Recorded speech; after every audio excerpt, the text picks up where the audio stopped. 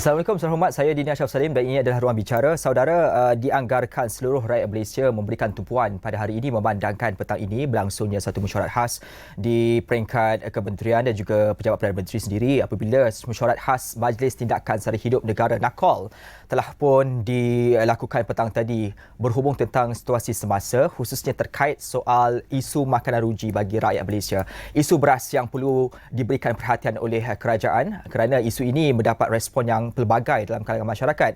Dan perkara itu kita nak menilai secara lebih mendalam lagi khususnya berkaitan tentang beras putih Malaysia Madani. Saya berbesar hati kerana diberikan ruang dan peluang ini untuk bersama dengan salah seorang individu yang mengetuai pengerusi Task Force Kluster Makanan Majlis Tindakan Sara Hidup Negara ataupun NACOL, iaitu Yang Berhormat Datuk Syed Abu Hussein Hafiz Syed Abdul Fasal. Terima kasih Datuk atas kehadiran malam ini. Sama-sama. Assalamualaikum. Waalaikumsalam. Datuk, saya pasti rakyat Malaysia menantikan apakah hasil daripada perbincangan yang berlaku pada petang ini, kerana ini terkait tentang isu beras putih yang sudah pun masuk saya kira hampir seminggu. Perbincangan itu, nama itu dikenali oleh masyarakat, para media, pemain industri, pesawah dan sebagainya. Untuk pemula ini, Datuk, saya nak memahami dahulu tentang bagaimana hasilnya. Adakah sudah ada keputusan ketetapan secara langsung diberikan, dan kalau difahamkan saya juga baru kenyataan media dikeluarkan berkaitan tentang perkara ini. Nak memahami dulu khusus tentang isu beras putih Malaysia ini, Datuk. Petang tadi mesyuarat agak panjang, lebih kurang 2 jam. Hanya bincang mengenai isu beras. Saya sebut pasal isu beras putih Malaysia Madani yang telah saya cadangkan. Dan pada petang ini juga adalah pembentangan adalah daripada saya mengenai apa yang saya maksudkan. Oleh kerana dalam lebih kurang hampir 6 bulan, rakyat berhadapan dengan ketiadaan beras putih tempatan yang dikawal oleh kerajaan pada harga RM26 satu kampik 10 kilo. Jadi, rakyat hanya dapat melihat di semua pasaraya dan kedai-kedai beras yang berkampit import, beras putih import dengan harga melebihi RM40.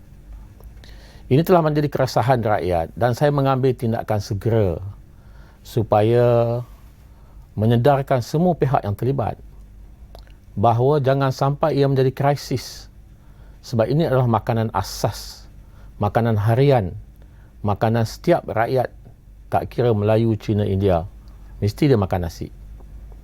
Jadi setelah pengumuman yang saya buat itu untuk menyedar dan mempercepatkan proses perjalanan, proses keputusan untuk dibuat, maka NACOL telah bersidang pada petang tadi dan melibatkan semua stakeholder dan juga kementerian, jabatan dengan pelbagai pandangan dan feedback. Dan saya melihat ramai yang belum faham apa sebenarnya berlaku dalam industri beras dan padi di negara ini, menyebabkan keputusan pada petang tadi tidak dibuat. Dan Yang Amat Berhormat sebagai pengurusi NACOL memberikan tempoh selama hampir sebulan, iaitu pada 20 hari bulan Mac akan adakan satu mesyuarat lagi. Dan Yang Amat Berhormat minta supaya setiap minggu diadakan perbincangan dan mesyuarat supaya pada 20 hari bulan tidak ada alasan lagi untuk dibuat keputusan. Jadi untuk tempoh hingga pada 20 hari bulan itu, maka rakyat kena sabar sikit. Sudah tentu tidak ada ketentuan beras nak ambil di mana, berapa harganya, beras putih tempatan ke, beras putih import ke, beras putih Malaysia Madani ke. Okey, baik, dalam perkara ini memerangkan tidak ada keputusan lagi diberikan dengan memberikan ruang adalah untuk membuat kajian lagi lebih mendalam tentang perkara ini oleh Yang Perdana Menteri meminta supaya pihak yang terlibat untuk mengkaji lebih mendalam lagi perkara ini. Saya nak memahami tentang apa yang berlaku dalam tempoh sebulan ini, khusus seminggu ini, khususnya apabila kenyataan pernah dikeluarkan oleh Datuk dalam perihal ini dengan mewujudkan terma beras putih Malaysia Madani menggantikan 2 beras yang ada ketika ini. Bagaimana perkara idea ini boleh tercetus dan bagaimana situasinya sebenar dalam konteks industri beras ini pada waktu ini? Setelah saya melihat keadaan yang tidak harmoni dalam ekosistem di mana beras putih import telah naik harga di pasaran dunia. Syarikat yang bertanggungjawab mempunyai konsesi membawa beras putih import adalah bernas. Oleh kerana keperluan rakyat untuk beras tidak mencukupi dengan beras tempatan sahaja, 38% masih lagi diimport beras putih untuk kegunaan rakyat. Pada 1 bulan September, beras putih import telah diumumkan oleh Bernas harga borong RM3,200 satu metrik tan dan dijual di pasaran pada peruncit dengan harga 40 ke atas.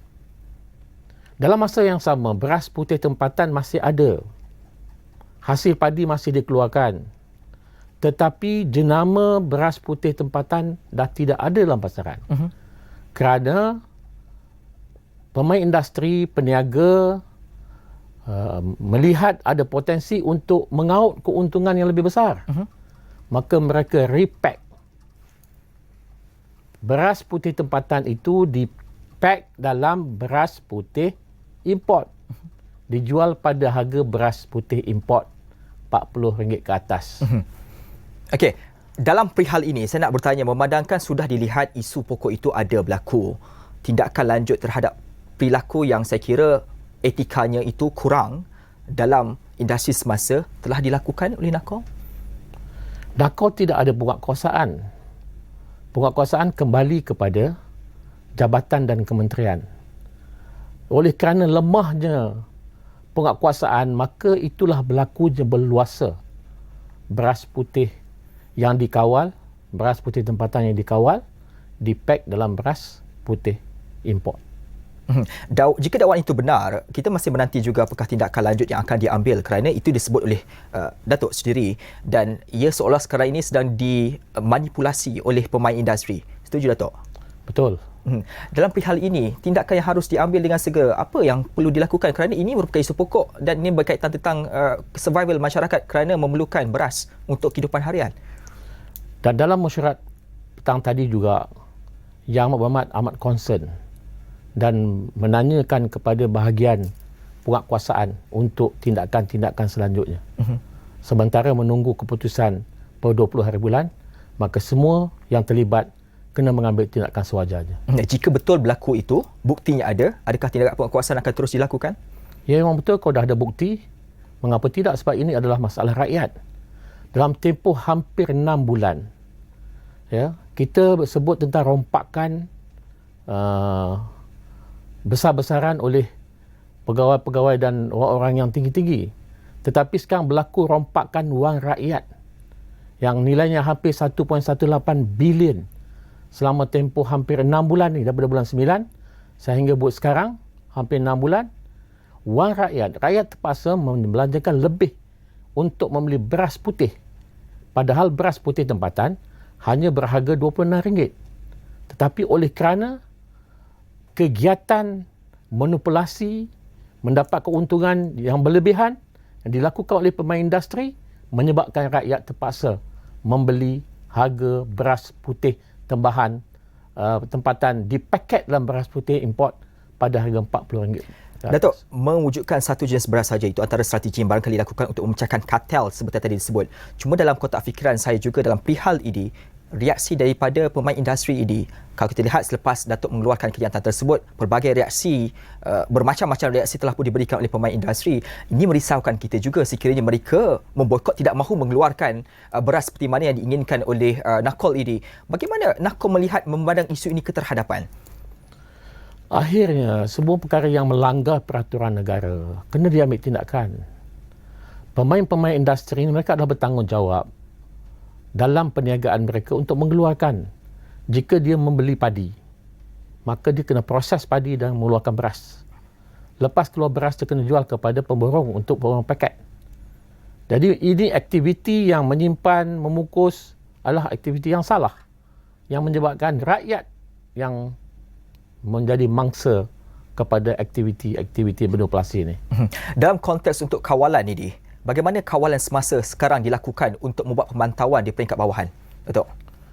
Saya tak terlibat dengan pengawalan, tetapi saya meminta dan dalam mesyuarat tersebut saya menyebutkan bahawa jika pengawalan dikuatkuasakan secara serius, mereka yang bersalah dibawa ke muka pengadilan, maka sudah tentu ada rasa gusar dan gentar di kalangan mereka untuk melakukan perkara ini.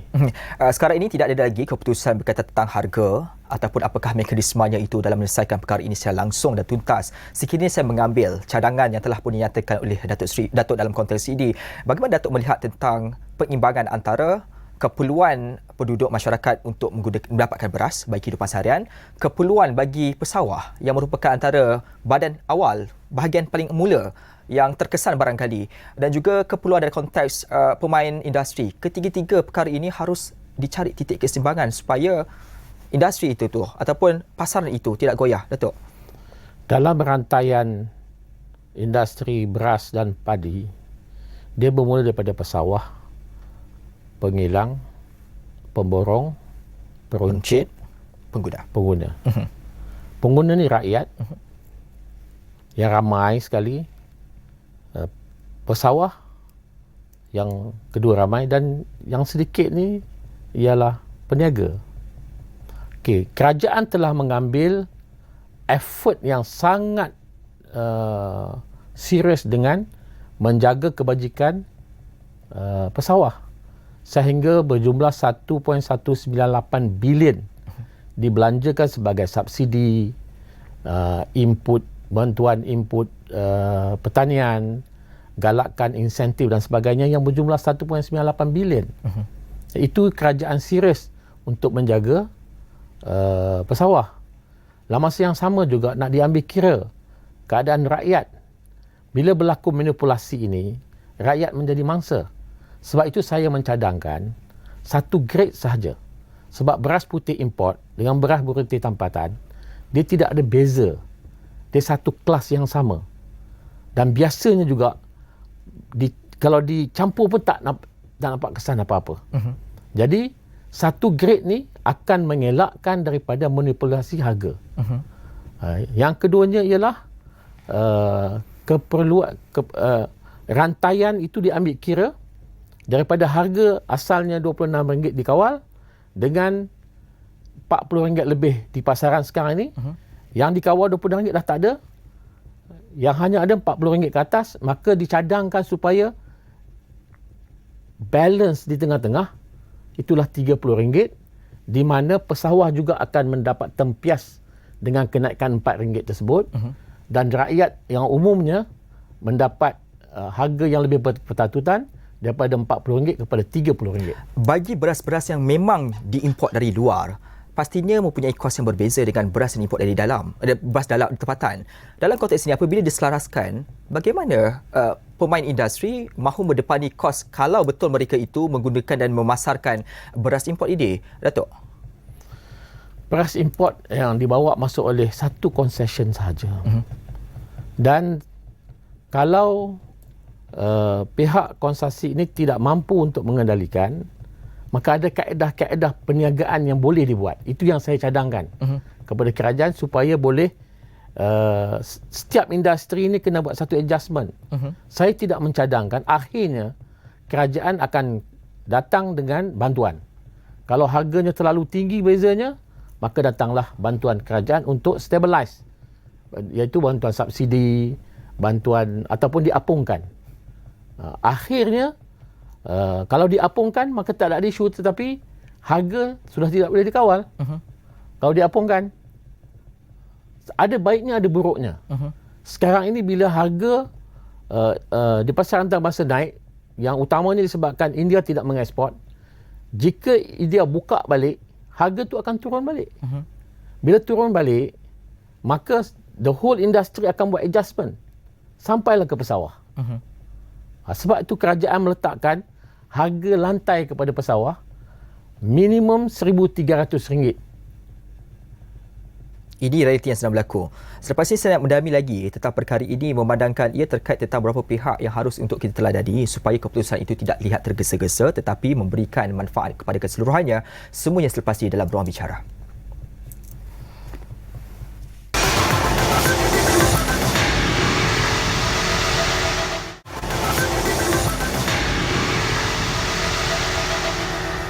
Saya nak bercakap soal Bernas ini, padi beras nasional berhad.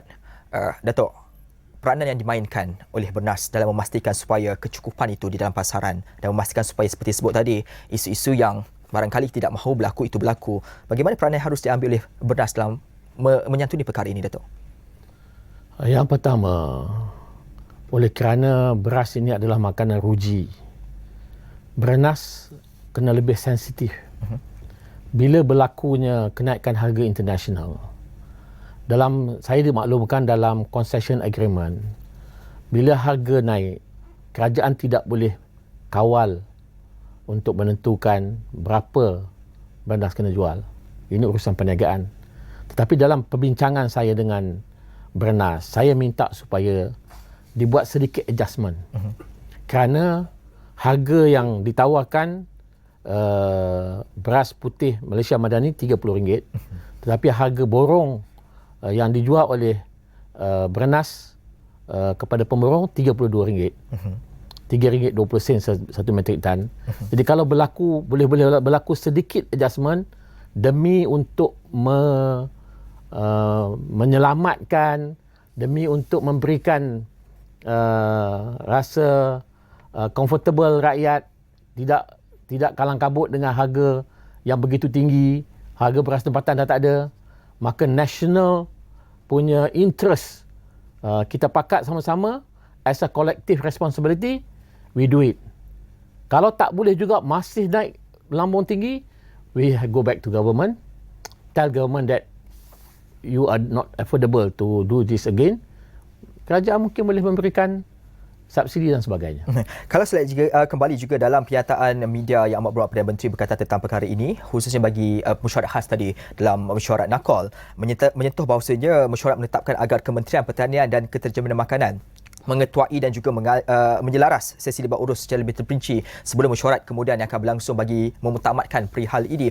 Bercakap soal kementerian ini, sudah pasti kementerian ini sudah diketahui tentang struktur organisasinya jelas, apakah yang harus dilakukan, bagaimana dengan kapasiti penjawat awamnya yang menguruskan tentang perihal-perihal seperti ini. Dalam konteks di peringkat NACOL sendiri, bagaimana NACOL memainkan peranan dalam mencari solusi terhadap perkara ini, dan apa yang membezakan antara kedua agensi ini, jawatan ini, untuk mencari jalan penyelesaian bagi menyelesaikan perkara ini? Kementerian sebagaimana biasa, mereka ada prosedur-prosedur yang tertentu. Saya datang daripada NACOL ialah Special Task Force untuk melihat apa perlu disegerakan. Apa yang saya buat ialah dalam zaman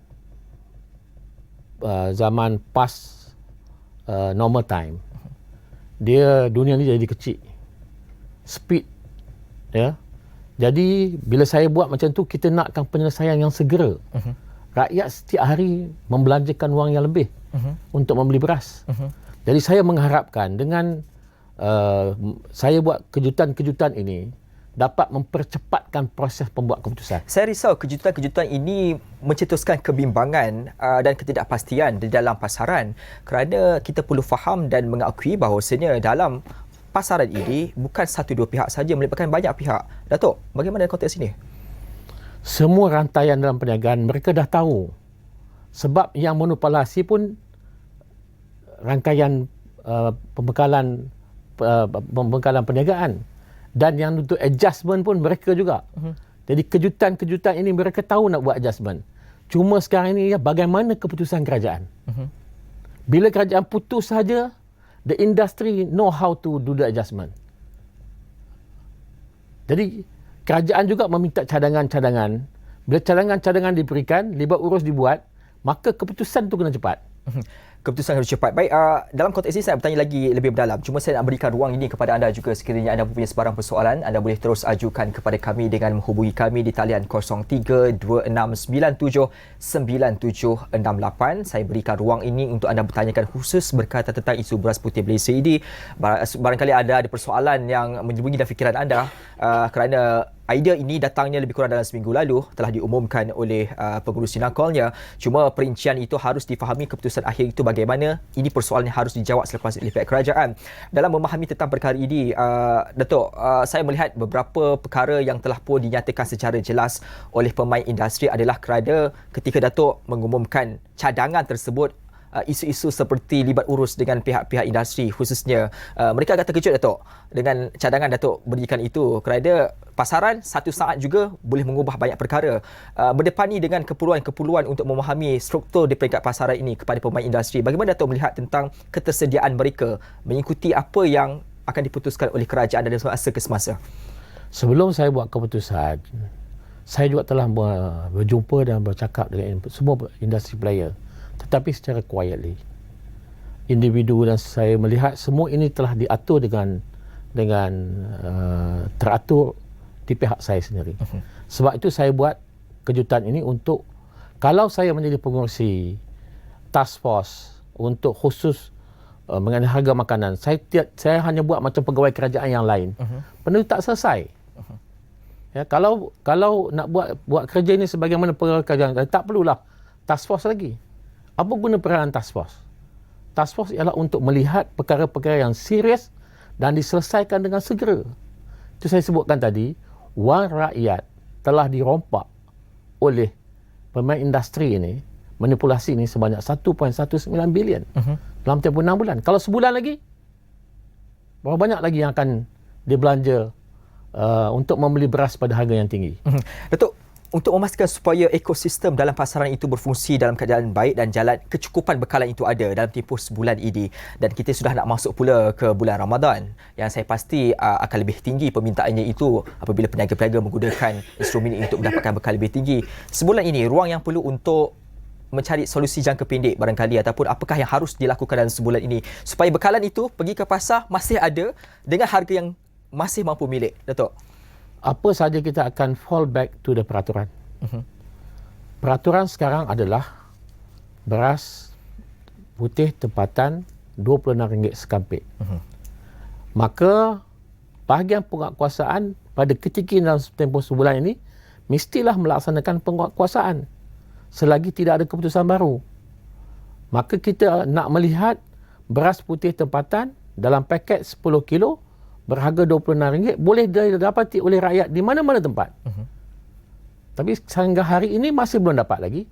Jadi saya akan memberikan tekanan dan meminta supaya bahagian Kawaselia untuk melakukan tindakan segera sebagaimana juga yang telah disebut oleh Yang Amat Berhormat Pengurusi NAKOL dalam mesyuarat tersebut tentang penguatkuasaan undang-undang yang telah ada. Datuk, selain daripada isu berkaitan tentang eksploitasi yang berlaku barangkali di dalam pasaran ini, perlu dilihat juga tentang faktor-faktor lain. Sebagai contoh tentang tahap pengeluaran padi kita.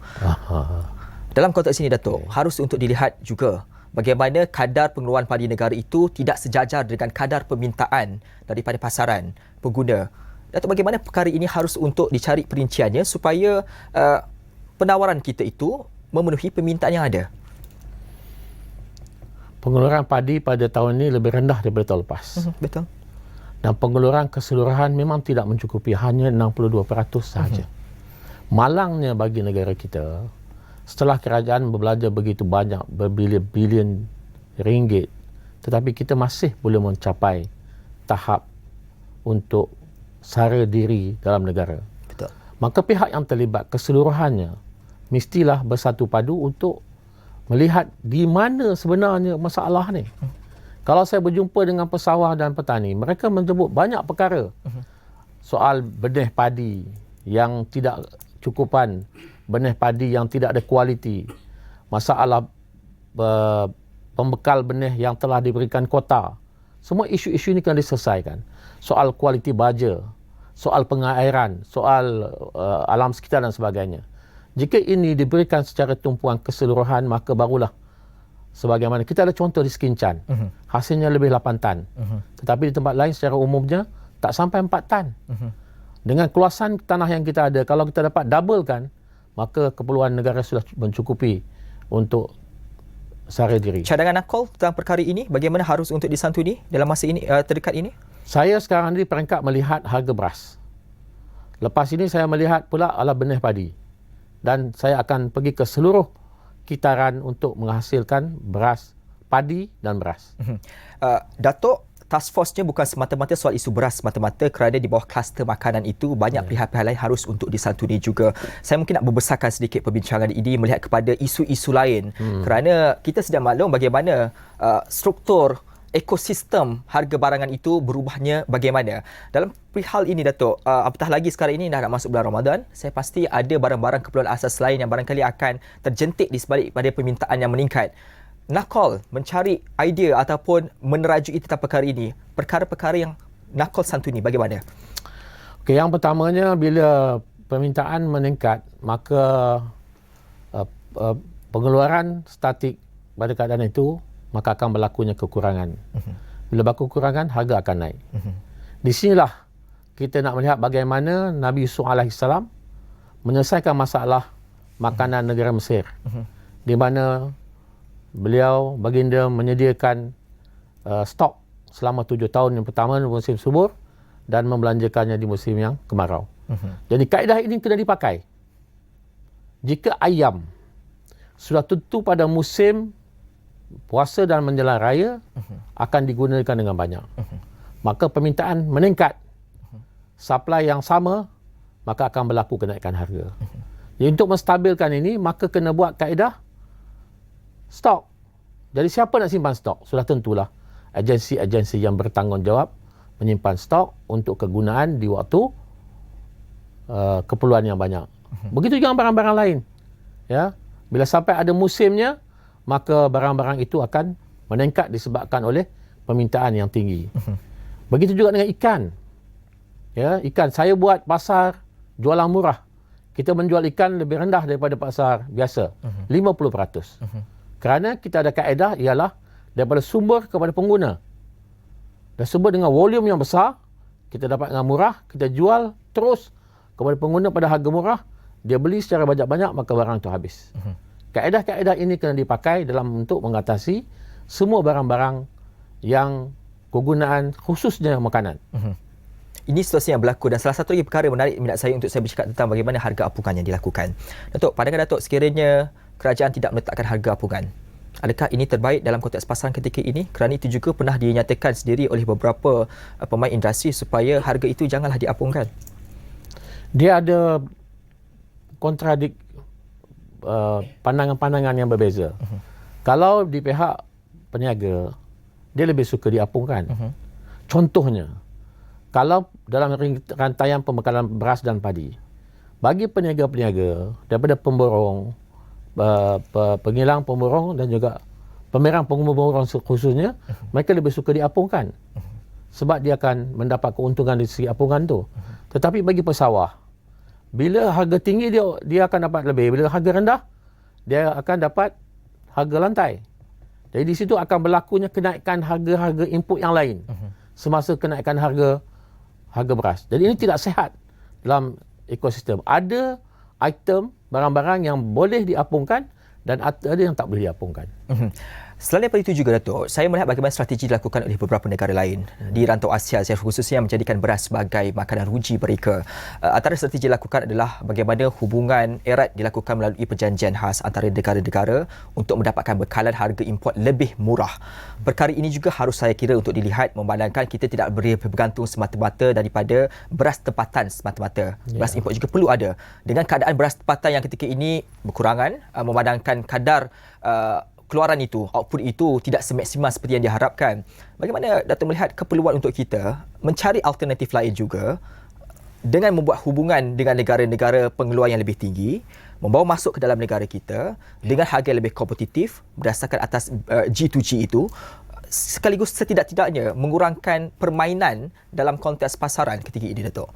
Yang pertama, kita wajib untuk melihat potensi pengeluaran tempatan. Itu yang pertama. Sebab memang kita ada potensi untuk tingkatkan sehingga kita cukup keperluan kita. Sebab ada kawasan-kawasan yang memang boleh buat. Yang kedua, strategic alliance dengan negara-negara lain. Di mana kita lihat kita boleh beli in future. So kita block in future. Dan begitu juga dengan stok. Stok penimbal, kita ada stok penimbal. Tapi stok penimbal ni tak pernah digunakan.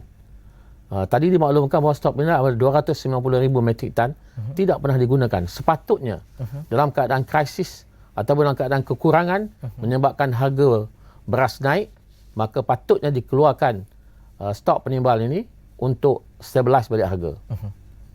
Itu pandangan saya. Okey, Datuk, memandangkan selepas ini Kementerian Pertanian dan Ketajaman Makanan yang akan mengetuai untuk menyelaras tentang perkara ini, saya mahu melihat juga bagaimana peranan yang boleh dibantu oleh NACOL, membantu kementerian dalam mencari bantuan cadangan mekanisme yang akhirnya nanti keputusan yang akan diumumkan dalam mesyuarat akan datang itu adalah jelas dan memenuhi keperluan menang-menang kepada semua pihak. Peranan yang dimainkan NACOL dalam konteks ini, Datuk? Saya dah ada bagi cadangan saya. Dan saya akan terangkan apa maksud cadangan saya sehingga mereka faham dan membuat keputusan. Cadangan saya yang saya sebutkan itu ialah satu grade, satu harga. Sebab beras tu sama lebih kurang. Dan harga dinaikkan ke 26 kepada 30. Maka itu adalah kaedah yang saya pakai, dan selainnya itu adalah how to readjust the industry daripada pengimport beras, import, bernas, peruncit dia tak ada masalah sebab dia beli dan jual. Pemborong dia membeli beras dan pemboronglah yang membuat packaging, rasa, campur dan sebagainya. Itu pemborong. Pengilang beli padi, dia kilang, hasil beras dia jual. Jadi di situ saya akan dah pun membentangkan cadangan saya yang komplit daripada hasil padi kepada beras pengguna. Setakat itu dulu. Ini perkara yang akan diminta untuk diperhalusi. Yes. Itu daripada harga padi yang dibeli oleh pengilang sehingga beras yang dijual oleh peruncit kepada rakyat. Itu saya ambil. Datuk, ketika Datuk melakukan libat urus itu dan juga pengumuman Datuk nyatakan, seperti Datuk kata, biar nanti pasaran itu, pemain industri itu akan membuat adjustment harga. Cuma saya nak tahu jugalah reaksi daripada pemain industri dengan cadangan Datuk ini. Mereka bersedia menerima apa pun jua keputusan daripada kerajaan dan mengikuti apa sahaja piawai yang ditetapkan? Kerajaan mesti mengambil kira kepentingan mereka. Bila saya sebut adjustment, kita ada ruang, space yang kita sediakan untuk dia boleh buat adjustment. Kita tak boleh squeeze mereka sehingga dia tidak ada keuntungan. Betul. Jadi kita berikan, dari segi harga saya ambil contoh. Peruncit dia cukup memadai mendapat keuntungan RM1 atau 50 sen per paket. Jadi itu margin yang dia ambil. Kemudian pengilang pula dengan pemborong, dia nak space lebih kurang RM4. Antara 25 kepada 29. Begitu juga bila pengilang menjual RM25 padi, beras kepada pemborong, dia memerlukan sedikit margin dengan membeli padi pada harga yang paling kurang pada harga lantai. Tapi kalau dia boleh jual mahal sikit, dia akan beli lebih mahal sikit. Jadi dia boleh buat adjustment di situ. Dan kaedah mengeluarkan beras wangi, beras brand-brand tu semua rasa-rasanya lain. Dia ada teknik pencampuran yang dibuat oleh masing-masing kilang untuk cita rasa yang berbeza. Okey. Dalam konteks ini juga, Datuk, kalau saya lihat bagaimana situasi itu, apa yang berlaku di dalam pasaran, cumanya tentang ketersediaan mereka apabila satu pengumuman itu dilakukan, berapa sebenarnya tempoh masa mereka sesuai untuk melakukan adjustment itu, Datuk? Sebab kita tidak mahu berlaku short in market. Masa dia tidak ada ketentuan masa. Kalau kita buat short in the market, stok yang ada tu akan menjadi masalah bagi mereka. Tetapi stok yang ada tu, saya lihat hanya masalah pada peruncit, pada pengilang dan juga pada pemborong. Mereka dah buat 2-3 round keuntungan yang sebelum ini. Jadi untuk satu musim dia kena sacrifice. Saya cakap terus terang dengan mereka. Dia akan rugi sedikit dalam satu musim. Tapi sebelum ni musim, 2-3 musim dia buat untung. Sebab tu saya kata sacrifice kena ada. Foundation kena ada semangat untuk membantu secara kolektif. Maka di situ berlaku correction ni mesti ada sedikit impact. Bukanlah kata dia collapse, tak.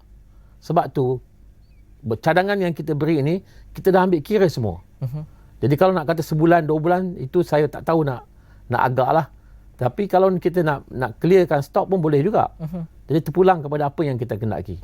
Okey, kalau itulah yang dilakukan, seperti yang cakap betul, mereka perlu sacrifice, berkorban sedikit. Tetapi di dalam ekonomi pasaran, satu hari itu kalau rugi akan menjadi masalah besar bagi mereka. Untuk mendepani tentang perkara itu, barangkali perlu ada bantuan-bantuan khusus ataupun subsidi tampanan di atas ruang yang kerugian sedikit itu. Adakah itu sesuai dilakukan, Datuk? Saya tidak menjagakan begitu sebab industri dia tahu apa yang dia buat. Jadi kalau kita nak calculate, semua akan submit bil untuk diklaim. Jadi dia tidak akan berlaku correction dalam pasaran. Jadi bila harga mereka yang menyebabkan harga tinggi ialah manipulasi yang dilakukan oleh mereka. Repacking daripada beras putih tempatan kepada beras dilakukan oleh mereka. Bila correction, kenapa kerajaan pula yang nak kena bayar? So jadi mereka kena tanggung sendiri. Cuma dari salah kerana apa yang Datuk katakan ini seperti seolah pukul rata kepada semua pemain industri melakukan perkara tersebut. Betul ke, Datuk? Boleh saya kata begitu? Secara umum, saya tak mengatakan ke semua.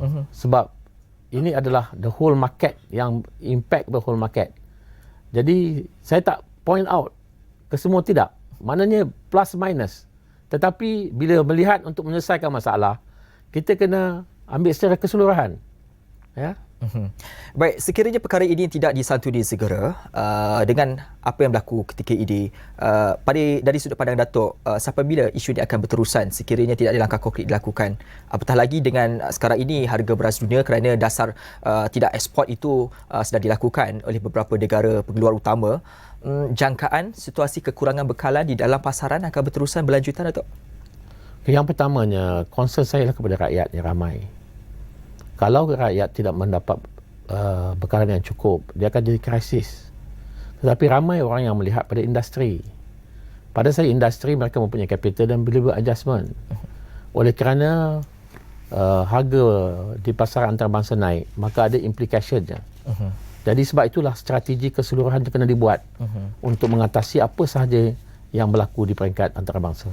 Ini situasi yang sedang berlaku dan saya kira harus untuk dicarikan apakah perkara yang perlu untuk disantuni. Dalam perihal lain juga, Datuk, saya nak melihat bagaimana tadi sudah kita bercerita bagaimana strategi jangka segera harus dilakukan. Strategi jangka panjang juga harus untuk dicari dalam usaha untuk mengeluarkan output yang maksimum dilakukan, dan saya kira NACOL juga perlu memainkan peranan ini kerana NACOL ia bercakap soal kesar hidup di peringkat lanjutan. Dalam perihal ini, Datuk, perkara yang harus untuk dilihat juga di peringkat kecukupan itu, memaksimumkan kadar pengeluaran ataupun output. Selain daripada kita berfokus kepada bantuan-bantuan diberikan oleh kerajaan dan sebagainya, bagaimana bantuan-bantuan ini, subsidi yang diberikan, teknologi yang diberikan ini harus untuk dioptimumkan oleh pemain industri di peringkat bawahan untuk meningkatkan lagi 2-3 kali ganda. Apatah lagi kita sudah ada model yang mampu melakukan lipat kali ganda itu, Datuk. Kementerian juga ada membuat gelombang padi di mana dia buat skim skala besar. Ini amat baik untuk menghasilkan padi yang lebih banyak. Kalau saya lihat dalam rantaian keseluruhan, kalau kita dapat pulihkan benih padi sahaja pun dah boleh menghasilkan pengeluaran yang lebih. Itu baru benih padi. Sekarang benih padi mempunyai masalah, ketidakcukupan, kualiti dan sebagainya. Kalau kerajaan ataupun jabatan yang berwajib mengambilkan tumpuan khusus kepada benih padi sah dengan jaminan bahawa per hektar berapa dia punya yield oleh pihak pengeluar, maka hasil akan bertambah. Perkara ini kita nak dalami bagaimana strategi itu harus dilakukan dan memastikan supaya R&D kita berada pada tahap optimum sekaligus boleh memberikan peluang itu kepada peringkat pesawat yang khususnya menghasilkan kualiti padi yang semaksimal mungkin dan berkualiti tinggi. Semuanya kita akan bincangkan selepas ini.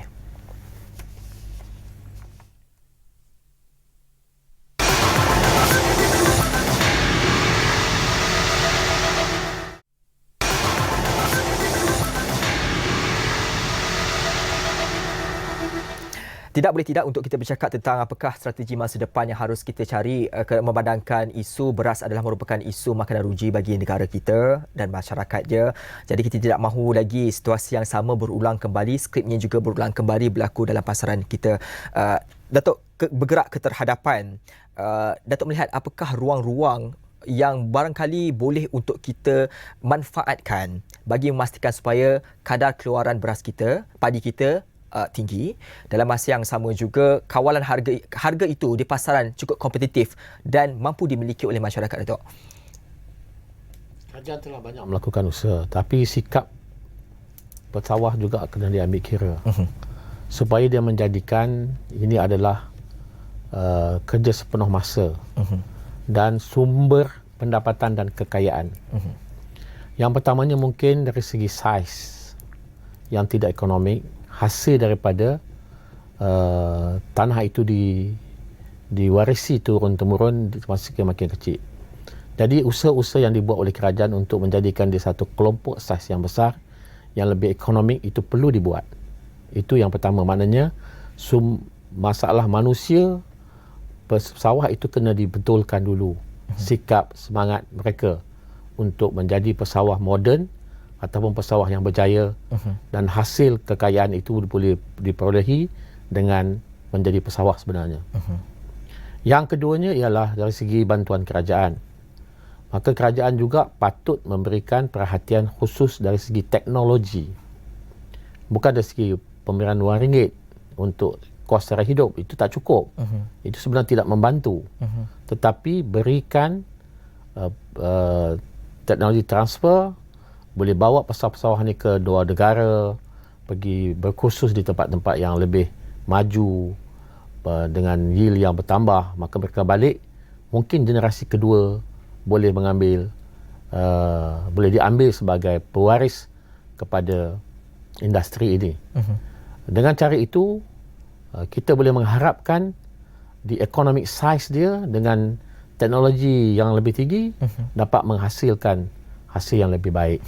Penggunaan teknologi tinggi itu dilihat merupakan salah satu instrumen yang banyak digunakan oleh pengeluar-pengeluar besar di dunia, dan apabila aplikasi dilakukan memang berjaya meningkatkan dan mengoptimumkan. Cuma saya risau soal ketersediaan tadi, Datuk, kepada pesawat-pesawat ini untuk mengikuti perkembangan industri. Dalam masa sama juga soal pesawat-pesawat muda yang dilatih untuk memastikan mereka ini memahami tentang keperluan integrasi teknologi itu, Datuk. Bagaimana Datuk melihat tentang perkara ini yang perlu untuk disantuni? Ada yang dah guna teknologi tetapi kosnya agak tinggi. Memakai drone telah pun dimulakan oleh pesawat-pesawat taburan, benih dan juga baja. Tapi ini telah kita melihat secara komprehensif.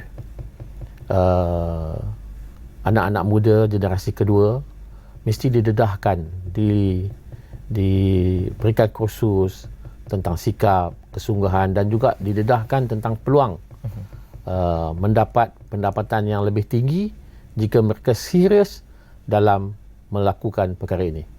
Sebab ini kerja kotor lah. Sebab nak ke sawah, tak boleh duduk di rumah. Dia walaupun dia mempunyai tanah yang luas, dia kena ke sawah. Maka kerja kotor ini mungkin dah tidak diminati oleh generasi. Dan kerajaan perlu membuat satu pemilihan yang khusus tentang petani-petani moden ini, dan diletakkan di satu kawasan latihan yang lebih khusus, yang lebih advance untuk memberikan semangat kepada mereka supaya mereka terus dapat menerajui dan mewarisi pertanian khususnya padi. Datuk, tadi Datuk sebut berkata tentang kualiti padi yang saya kira perlu untuk dilihat lebih mendalam lagi kerana ini terkait soal isu R&D. Kita sudah ada banyak universiti, Datuk, yang membuat kajian terperinci, malah di peringkat padi juga kita sudah ada agensi yang menguruskan tentang perkara ini. Keperluan untuk mengintegrasikan keupayaan sedia ada sekarang ini bagi memastikan juga hasil itu dapat disalurkan terus di lapangan. Bagaimana Datuk melihat tentang kolaborasi yang harus dimainkan oleh pihak-pihak yang mempunyai kepakaran dalam konteks R&D itu yang akhirnya boleh memberikan pulangan akhir kepada pesawah nanti, Datuk? Okey, saya melihat ada dua perkara yang telah berjaya kita lakukan. Sawit dan juga getah. Maknanya teknologi kita dah bertambah, hasil pun bertambah. Tetapi dia lihat padi dia tak jadi macam tu. Jadi mungkin nak kena modify balik apa-apa kaedah yang ada ini untuk melihat secara jauh ataupun melihat model-model negara lain. Sebab saya bukan pesawah, saya tak ada pengalaman dalam pesawah untuk melihat bagaimana Skincan buat. Bagaimana Thailand buat. Saya baru ni berjumpa dengan Indonesia punya pengeksport. Mereka punya yield sampai 14 metrik tan. Jadi bagaimana mereka boleh mengeluar tersebut? Dia kata saiznya kena 2,500 hektar sekali jalan. So maknanya dengan saiz yang besar, dengan teknologi yang moden, dia akan menurunkan kos, dan dengan cara itu mereka dapat menghasilkan hasil yang lebih baik. Saiz ini juga harus dilihat tentang apa yang sudah kapasiti sedia ada sekarang ini. Kapasiti kawasan jelapan padi kita sudah mencukupi, Datuk, ataupun kita perlu mencari lagi kawasan-kawasan baru untuk meningkatkan lagi hasil selain daripada kita meningkatkan hasil yang sedia ada? Kita perlu kawasan yang baru, dan kita perlu juga memulihkan kawasan yang sedia ada supaya kawasan sedia ada itu dapat mengeluarkan hasil yang lebih tinggi. Potensi negeri, Datuk, mana harus kita cari? Negeri-negeri yang masih lagi tanahnya luas, Perak, Pahang,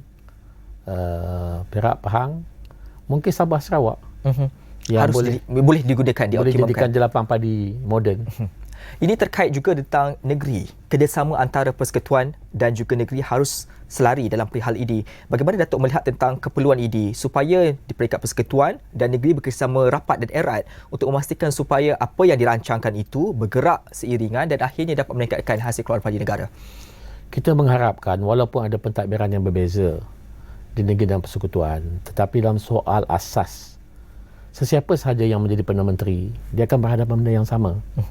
Ya, A atau B. Soal makanan ni akan jadi isu yang tukar kerajaan. Apakah selesai masalah ni? Tak selesai. Sebab itu, walaupun ada perbezaan dari segi politik negeri dan persekutuan, maka isu asas makanan ni janganlah dipolitikkan. Patutnya persekutuan bantu negeri-negeri mana yang untuk membangunkan industri ini. Industri negeri-negeri juga perlu terima daripada hasrat persekutuan untuk membangunkan kawasan-kawasan tersebut. Ini keterbukaan, political will itu harus ada untuk memastikan perkara ini dapat dilakukan. Dalam konteks yang sama juga, kalau itu tentang kerajaan, persekutuan dan negeri, ini tadi kita ada sebut berkaitan tentang negara, strategic partnership yang mungkin boleh kita lakukan. Datuk, jangkaan Datuk ataupun pandangan Datuk, negara-negara yang berpotensi barangkali untuk kita jadikan sebagai strategic partnership masa hadapan yang barangkali boleh mengelakkan berlaku krisis seperti sekarang ini apabila berdasar embargo itu dilakukan, tidak boleh mengeksport, akhirnya kita terkesan juga kerana harga itu dimainkan di peringkat di dalam pasaran. Perkara ini harus untuk kita santuni, Datuk. Beberapa negara yang barangkali perlu untuk kita mempunyai kerjasama erat itu. Pandangan Datuk, manakah negara-negara yang barangkali boleh untuk kita lakukan jalinan hubungan itu? Dalam lawatan saya, dalam penglibatan saya di Gulf Food baru-baru ini, Gulf Food 2024, saya melihat Thailand mempunyai potensi yang besar. Begitu juga dengan Myanmar dan juga dengan Kemboja. Jadi ini tiga negara yang berdekatan dengan negara kita, boleh kita explore lebih. Tetapi dari segi tradisinya ialah India dan Pakistan. Jadi kita boleh explore negara-negara yang baru ini untuk kita tambahkan dari segi future arrangement ataupun dari segi transfer teknologi ataupun latihan kepada bakal-bakal petani-petani moden kita. Selain daripada itu juga untuk menyelandaikan isu berkaitan tentang eksploitasi di dalam pasaran, kita mahu juga ada satu pengurusan yang lebih tuntas dalam perihal ini. Selain daripada soal penguatkuasaan itu dilakukan, ia terkait tentang pengurusan itu untuk memastikan tidak ada lagi kelompongan-kelompongan yang boleh untuk diambil kesempatan oleh pemain-pemain industri ini untuk melakukan perkara tersebut. Bagaimana Datuk melihat tentang pengurusan itu harus untuk disantuni dan ruang mana yang harus untuk diteladani supaya tidak ada lagi ruang-ruang yang boleh mereka mengambil tindakan yang tidak sepatutnya seperti itu? Yang pertama ialah struktur. Kalau struktur itu membuka ruang kepada manipulasi, maka peniaga biasalah untuk mengambil kesempatan keuangan. Contohnya, ruangnya ialah jenis yang sama, dua harga. Satu dihadkan harga, satu tidak dihadkan. Maka berlakulah manipulasi. Contoh lagi satu ialah subsidi minyak untuk kapal-kapal nelayan laut dalam. Kapal C mendapat subsidi minyak, kapal C2 tak dapat. Jadi berlakulah penjualan minyak subsidi daripada C kepada C2. Jadi struktur kena dibetulkan. Maknanya kerajaan kena memikirkan, pentadbiran kena memikirkan supaya tidak ada struktur yang lompong. Jadi kalau kita dah kurangkan struktur itu, bermakna kita boleh minimize dari segi manipulasi. Yang keduanya penguatkuasaan. Itu wajib. Yang pertama struktur, yang kedua penguatkuasaan. Penguasaan tidak boleh duduk diam, kena sentiasa memantau di peringkat bawahan supaya mereka berjaga-jaga tentang apa jua tindakan yang barangkali tidak sejajar dengan peraturan undang-undang. Dalam satu hal lain juga, Datuk, walaupun kita faham sekarang ini bekalan itu agak berkurangan di dalam pasaran, juga kita mahu supaya tingkah laku pengguna jangan melakukan tindakan yang terkejut, membeli lebih daripada keperluan semasa mereka. Bagaimana Datuk melihat tentang perilaku pengguna ini yang perlu untuk diubah suai sedikit buat masa barangkali sebulan ini memandangkan keputusan boleh diumumkan? Saya lebih concern kepada rakyat yang ramai yang terkesan dengan kos sara hidup. Bukan mereka beli banyak-banyak simpan, tapi mereka nak beli untuk keperluan pun tak cukup. Jadi itu yang kita kena lihat. Bagi mereka yang mampu, janganlah buat perkara yang terkejut sehingga mengurangkan barang dalam tempatan. Keperluan kita insya-Allah cukup. Kalau struktur tu dibetulkan, harga tu di-adjust, maka barang tu akan timbul semula dalam pasaran. Tetapi oleh kerana struktur tak betul, dia hilang sebentar. Jadi pengguna juga kena main peranan.